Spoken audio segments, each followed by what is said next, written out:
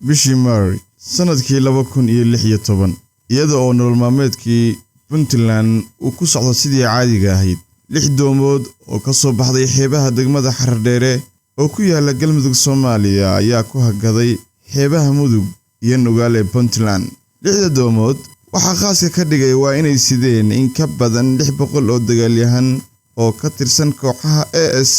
iyo qoladii buuraha lagula diriray 6 doomood ayaa qorshahoodu ahaa inay ka dagaan xeebaha Baargaal halkaasna ay ka galaan buuraha marsaldhig u ahayd ee Calmiskaad iyo Calmadow waxaysan ka warhaynin kooxahani in kor lagala socday oo xogtooda hore u tahlay saldhigga gaalka Mareykanka iyo ku leeyahay dalka Djibouti ee loo yaqaano Africom ka soo kicintankoodii Xardheere wax yar ka bacdina waxa kor yimid diyaaradihii dagaalka ee Mareykanka iyadoo ay taasi sabab noqotay inay ku hakadaan mudug iyo nugaal 6 doomood oo u kala jabay 2 qayb yaa isku qaybiyay degaan xeebeedyada ka fog magaalooyinka ee ku yaala gobolada mudug iyo nugaal in ka badan 420 dagaalyahan oo wax ka badan 3 meelood 2 meel kooxihii 6 doomaad saarnaa ayaa ka soo degay Garmaal oo ka tirsan gobolka mudug halka 180 kalena ay ka degeen Suuj oo ku yaala nugaal oo halka uu ku yaalo tugacaanka ah ee Suuj madaxweynihii xilligaasi ee Puntland Cabdiwali Gaas waxa uu ka maqnaa wadanka dibadiisa sida aawadeed waxa markuu ugu sareeyay lahaa madaxweyne ku-xigeenkiisa injineer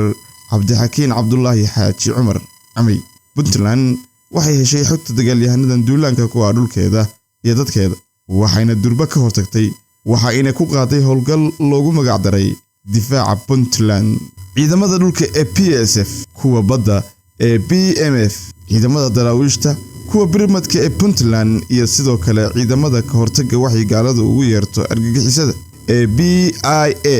loo soo gaabiyo ayaa si wada jir u galay howlgalkan iyadoo kooxaha AS iyo DC wax yar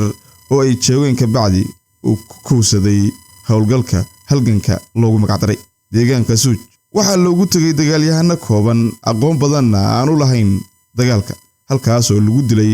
in ka badan 71 dagaalyahan halka ay soo dhiibeen kuwii kale Garmaal oo wajiga labaad ee howlgalku ka socday ayaa ahayd meeshii sida fiican la isugu arkay maadaama badiba kooxuhu halkaas ka soo degeen dagaalka oo ku balaartay deegaanka Kulub ayaa kooxihii jihaadoonka sheeganayay looga dilay in ka badan 120 dagaalyahan halka wixii ka soo harayna laga buuxshay xabsiyada magaalada Garowe ee caasimadda Puntland